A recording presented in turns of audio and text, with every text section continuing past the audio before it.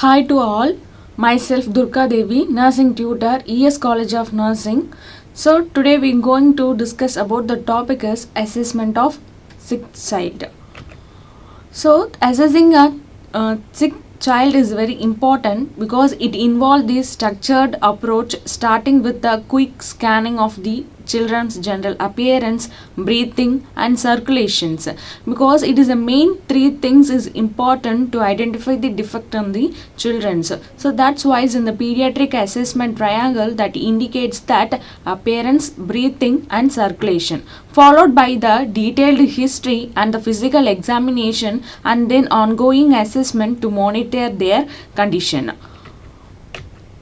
So the chief complaints are what we are primarily focusing to identify the problem is this first one is a medical attention. We can easily identify the problems by analyzing the chief complaints like a collecting of a history, like a present and a past medical history, pregnancy and birth history, developmental history and a feeding history. So these main histories are very helpful to identify the major and the primary problems of the children, and we can rectify it at the initial stage. And then the first is a present illness history to be collected depends upon their age, sex, race and identifying the information about the child. It's easy to assess the present illness. And then is the past medical history. So not only the present illness is important, but also the past medical history also we have to collect it from the children's. It helpful for the diagnosis and the treatment purpose also. So in the past medical history, the major medical illnesses or the major surgical illnesses of the surgeries and the trauma, fractures, lacerations, known allergies and also the immunization status can be identified, and it helpful for the treatment purpose. And also the pregnancy and the birth history is another important category to easily identify the children's problems, and that is the first one is the maternal health conditions.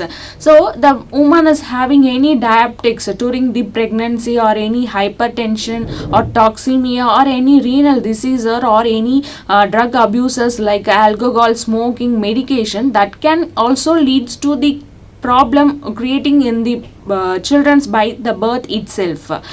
And then amniotic fluid problems, like it can be categorized into two types. One is the oligohydramnios and one is the polyhydramnios. Oligohydramnios is the lack of amniotic fluid and polyhydramnios is excess of amniotic fluid. So it can also lead and create the such a problems to the children's.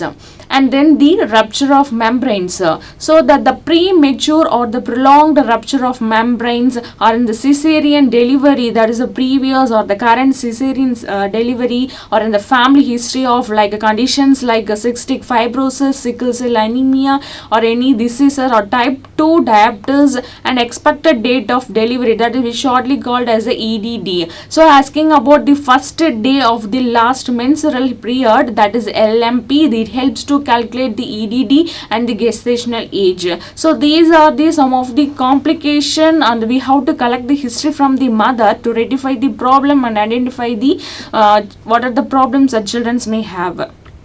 And another history is the developmental history. So the growing children's or the well developed children's, it can be identified by the assessment pattern or recording purpose.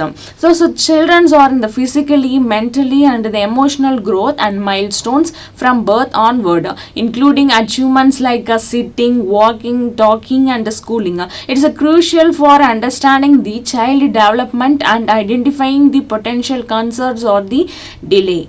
And another is the feeding history. Feeding history another important category, and it also shows the developmental history of baby. So historically infant feeding practice vary greatly from the wet nursing and the use of animal milk to the development of bottles and the formula feedings, with the breastfeeding remaining the norm for the many cultures and periods.